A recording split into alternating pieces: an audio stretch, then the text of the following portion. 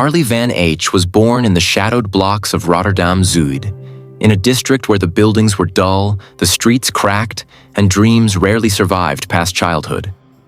His mother worked double shifts at a cleaning company, and his father drifted in and out like a ghost.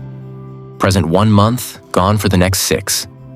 The apartment was always cold, the fridge half empty, and the arguments loud. Harley grew up learning that survival wasn't about strength. It was about endurance. While other children played football in the streets, Harley watched older boys trade stolen phones, whisper threats, and vanish into alleyways. The world around him was teaching him crime as a language, long before school taught him his ABCs. Teachers always said the same thing about Harley. He watches everything. He says nothing. While other boys fought loudly, Harley remained calm, observing every move. He never reacted out of anger. Only calculation. When fights broke out in the schoolyard, he stood at the back, memorizing who hit first, who backed away, who lied afterward. That silence made him mysterious, but also dangerous. Even adults avoided provoking him. They sensed something deep and unreadable in him. Harley's life changed when a group of older boys stole the small amount of money he had saved from part-time errands. They mocked him and shoved him, expecting him to break down. Instead, Harley followed them quietly for 2 days, learning their routes and routines. On the 3rd night, he struck. Not violently. Strategically. He stole their stash of stolen goods and delivered it anonymously to a rival group. The next day, the bullies were beaten by the older crew they had just crossed. Harley stood in the background as they cried for mercy, realizing something powerful. Strategy breaks bones without touching anyone.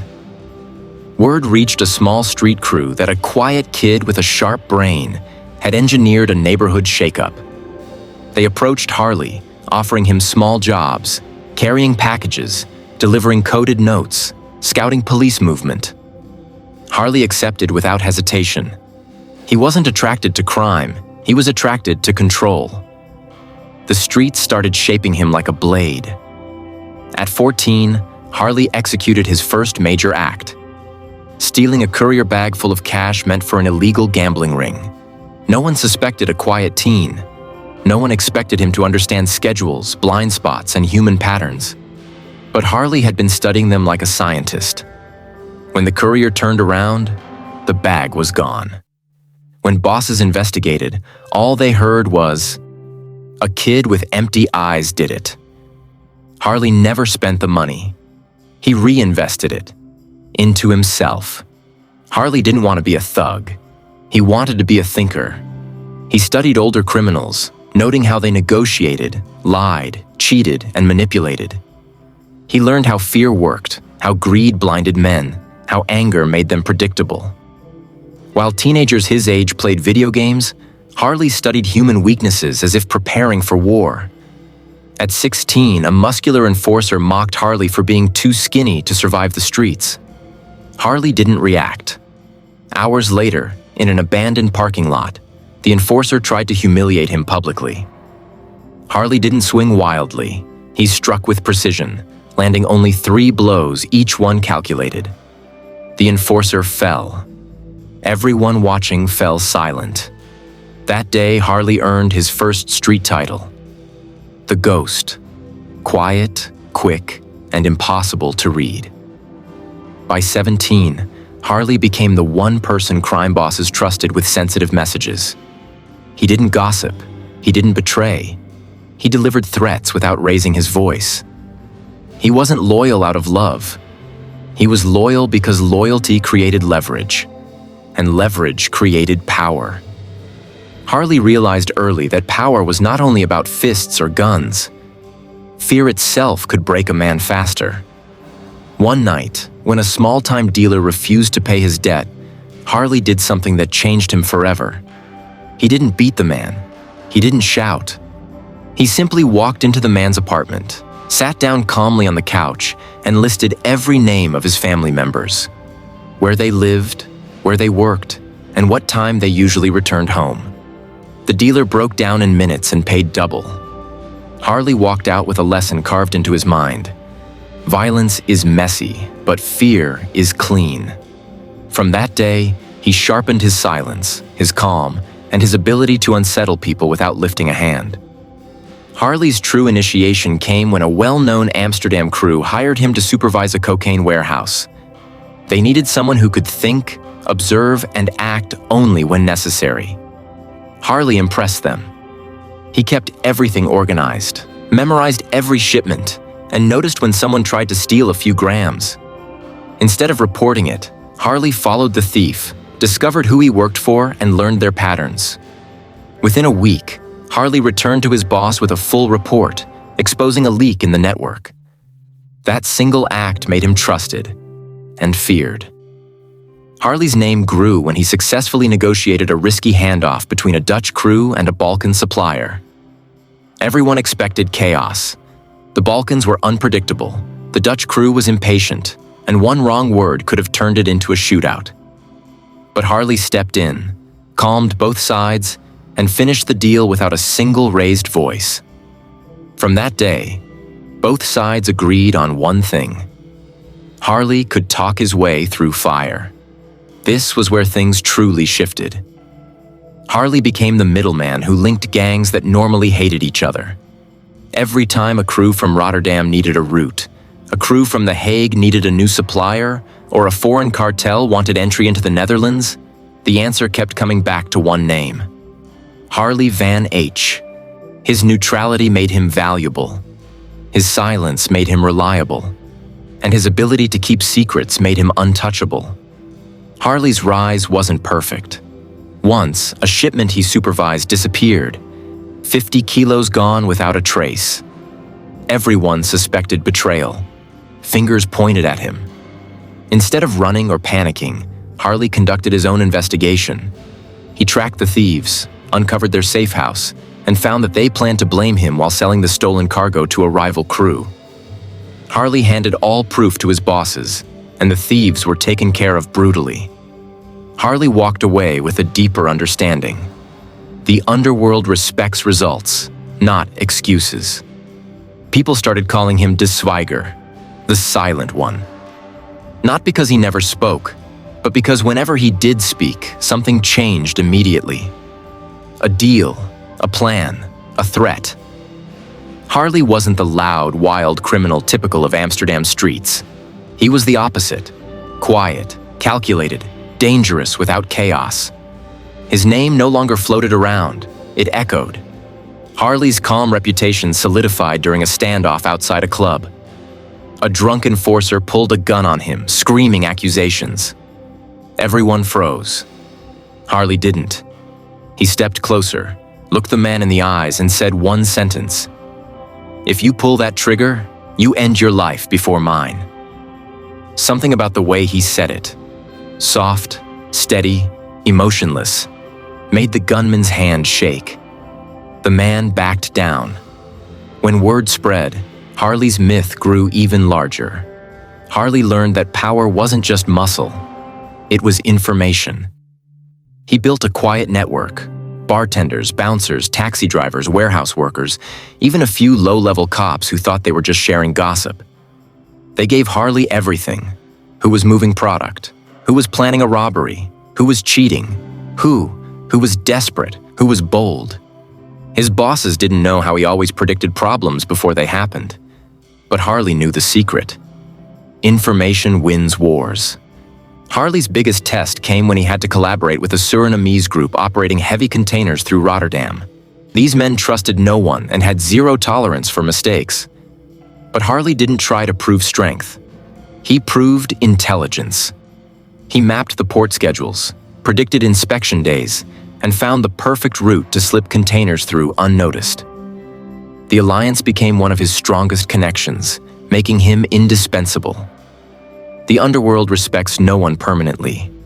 A man Harley trusted, a courier he groomed and protected, attempted to sell Harley's name to another crew.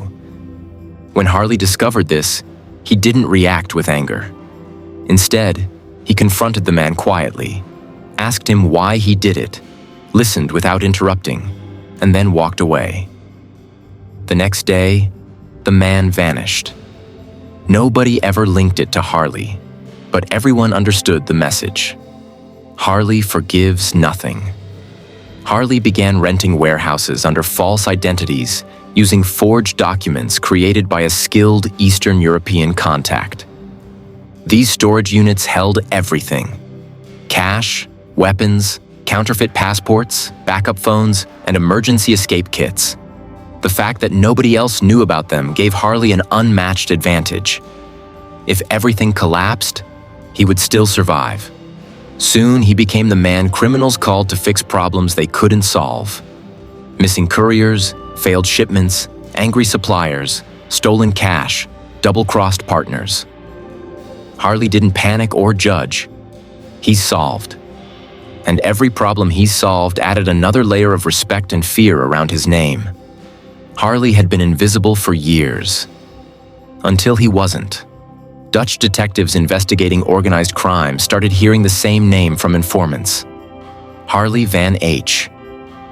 But there was no photo, no file, no fingerprints, nothing concrete. Only rumors. One detective called him a ghost with influence. Harley took this as a warning and tightened his operations even further. Harley partnered with a Belgian crime group that handled synthetic drugs. They produced MDMA and amphetamine in rural labs, but distribution was sloppy. Harley reorganized everything: logistics, routes, safe houses, payment structures. Within months, what used to be chaotic became smooth, and Harley's influence stretched beyond borders. Harley fell for a woman, the only mistake he admitted to himself. She had nothing to do with crime, which made her dangerous. He tried to keep his two lives separate, but secrets always bleed. One night she questioned why he always disappeared at odd hours and never slept twice in the same place. Harley realized love could weaken him, so he left her quietly, without explanation. Heartbreak was the price of survival. Harley arranged a summit between 4 rival groups in a warehouse he personally vetted. This meeting could have sparked a war, but Harley mediated with calm clarity. He broke each issue down simply, made each crew realize what they stood to lose, and walked them step by step toward a solution. No one else could have done it. That night sealed his reputation as a strategist, not just a criminal. Harley eventually recruited a low-ranking police officer who needed money. He wasn't used for big operations. Harley only used him for small favors: checking number plates, confirming surveillance, identifying undercover vehicles.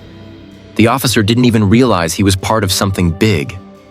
Harley kept everything compartmentalized, making him impossible to trace. Harley found a former accountant who lost his license due to gambling addiction. This man became Harley's financial brain. With offshore accounts, shell companies, and fake import-export invoices, Harley laundered millions. The accountant believed he worked for a logistics company. He never knew the full truth. During a handoff gone wrong, German police raided the area unexpectedly. Harley escaped by pretending to be a dock worker and blending into the crowd. He walked for miles through the rain until he reached a safe house. That night reminded him, one mistake is enough to erase everything. Harley trained new recruits quietly: how to behave at meetings, how to avoid police patterns, how to manage panic, how to negotiate without losing control. These young men respected him like a professor, a dangerous one.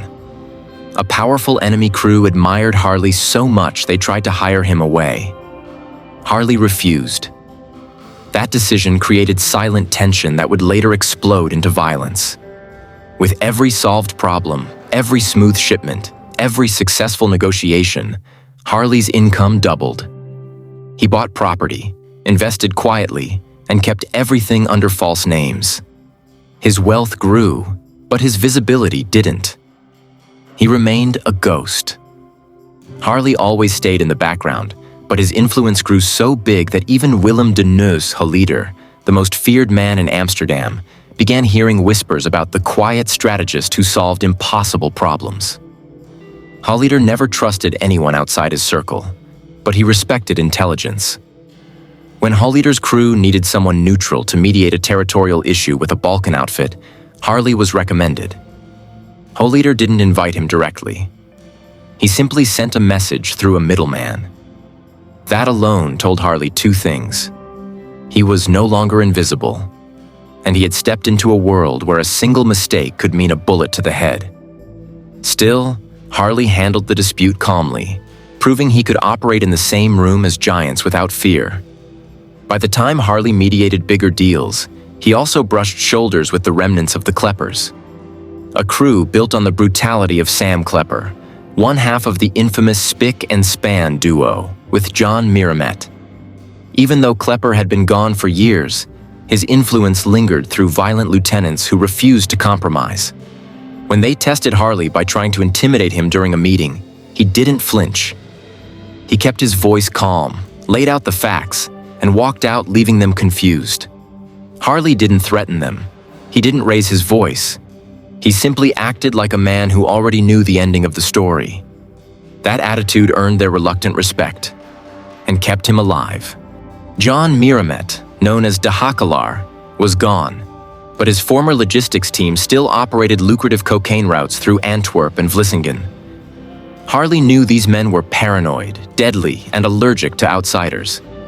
Yet he approached them not with arrogance, but with precision, showing them safer routes, better concealment methods, and timing strategies that reduced risk.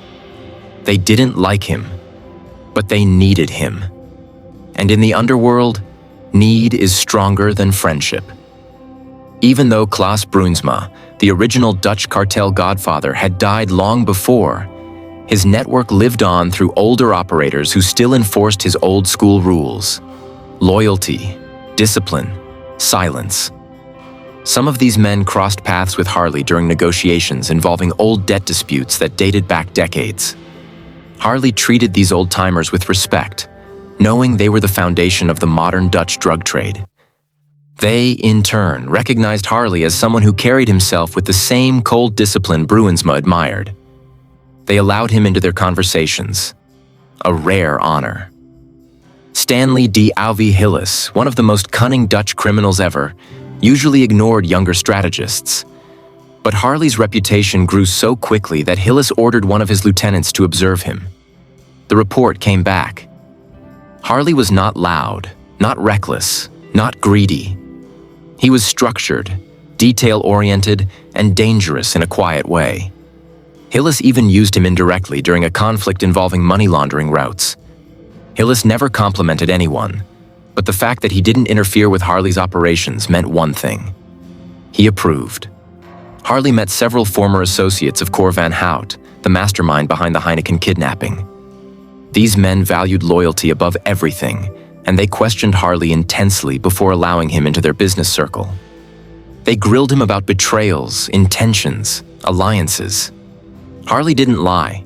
He simply explained his principles: neutrality, efficiency, and absolute silence. They eventually trusted him, not because he convinced them with words, but because they could tell he meant everything he said.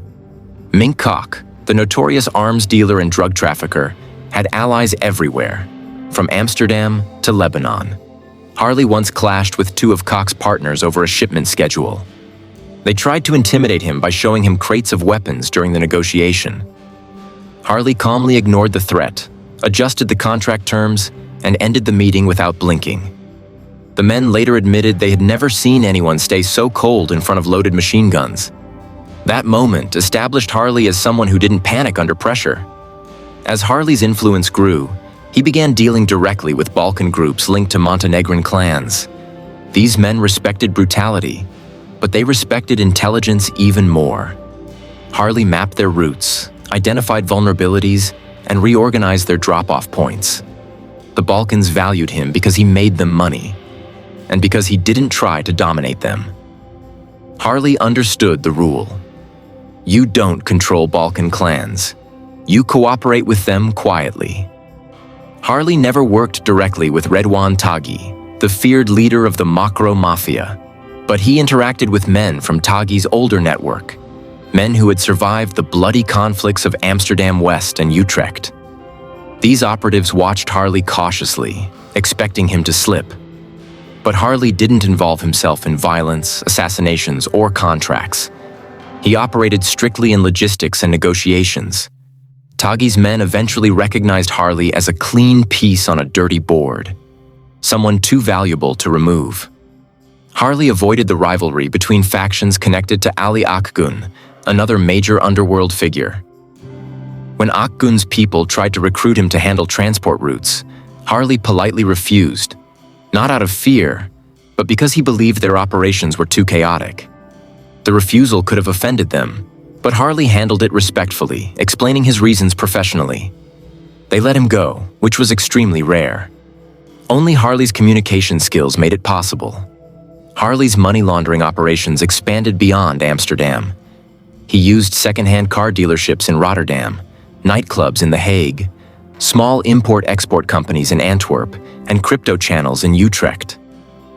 Criminals from different networks, Haliter's Old Circle, Balkan Outfits, Old Bruinsma-era men, all trusted Harley with their funds. Because Harley understood a truth many didn't. Money moves quietly, but mistakes scream loudly. Harley managed finances for rival groups who didn't even know they shared the same strategist. He kept records in coded formats, managed offshore accounts under fake Venezuelan and Panamanian identities, and created audit systems that prevented internal theft. No one ever found out how many crews depended on him. That secrecy increased his power. Harley met Colombian intermediaries linked to the Clan del Golfo. They were suspicious of European negotiators, but Harley's calmness disarmed them. He explained Dutch police patterns, container lottery systems, scanner schedules, and the weaknesses of the Rotterdam harbor. His knowledge impressed them deeply. They didn't trust him fully, but they trusted him enough to listen. A Rotterdam street crew once tried to set Harley up by feeding him false information, hoping police would raid a warehouse he had rented. But Harley sensed something was wrong.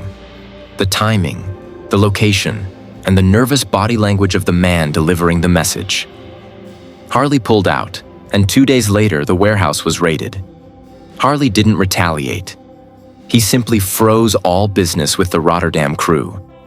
That alone destroyed them financially. Harley surrounded himself with professionals, some corrupt, some desperate, some simply unaware. These lawyers helped draft fake business contracts, clean assets, and negotiate settlements. Harley understood a secret most criminals ignored.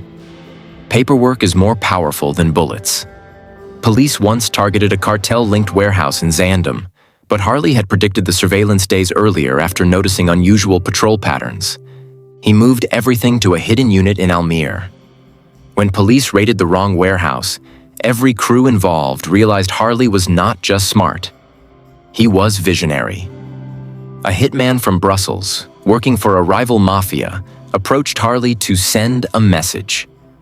The man threatened him in a cafe. Harley didn't panic. He listened, nodded, and asked one question. "Are you sure you understand who benefits if I disappear?" The hitman hesitated. Harley had connections with too many people. The threat dissolved. Harley gained connections among crane operators, customs officers, and truck drivers in Antwerp. He never bribed anyone directly. He used intermediaries. This made him difficult to trace. Antwerp became his second home without anyone realizing. Harley handled logistics for a Sicilian group connected to old mafia networks. They appreciated Harley's manners, efficiency, and silence. He didn't try to impress them. He simply delivered results. A Berlin-based group specializing in meth production tried to hire Harley as their strategist. He declined politely but offered them advice on distribution risks. They respected him for not hiding behind arrogance. One of Harley's protégés attempted to collaborate with a rival crew behind his back. Harley discovered it, confronted him privately, and removed him silently from all operations. The man disappeared from the scene and everyone understood. Harley forgives nothing. Harley connected with Dutch fugitives hiding in Marbella. He coordinated operations between them and Amsterdam crews, ensuring smooth transport of drugs and cash along the Western European corridor. Detectives from the Landelijke Recherche monitored one of Harley's meetings.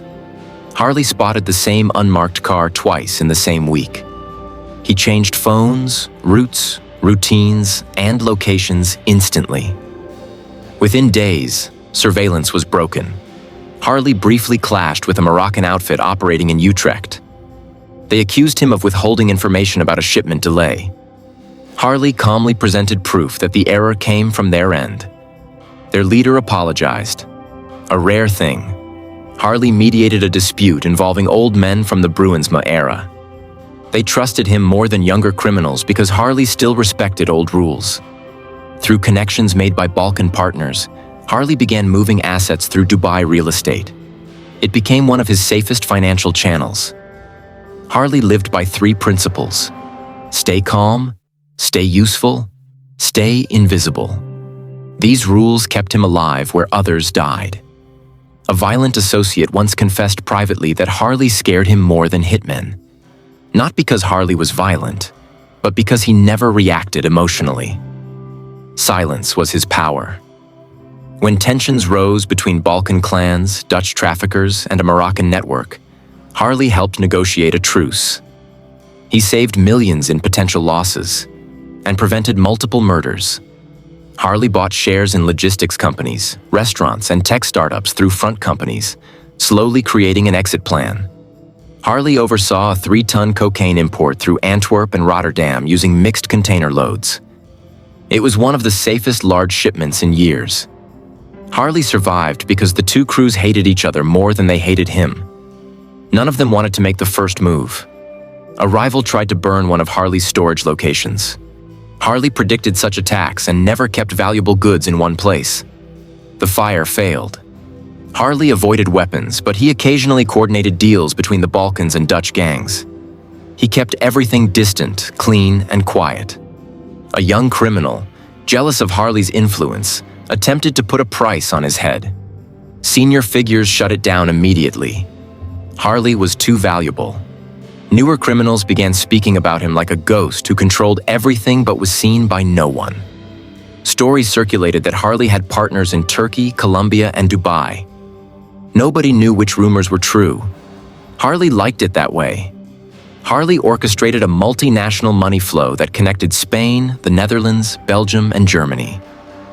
It was clean, flawless, and high level. One day, Harley vanished.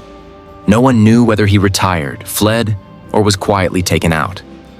The underworld still whispers his name, not with fear, but with respect. Harley became the blueprint of a modern Dutch strategist, calm, structured, invisible, and always 5 steps ahead. His name lives in the background of Amsterdam's underworld history. A man who shaped deals, avoided bullets, and earned respect from legends like Hallider, Hillis, and Bruinsma's old guard.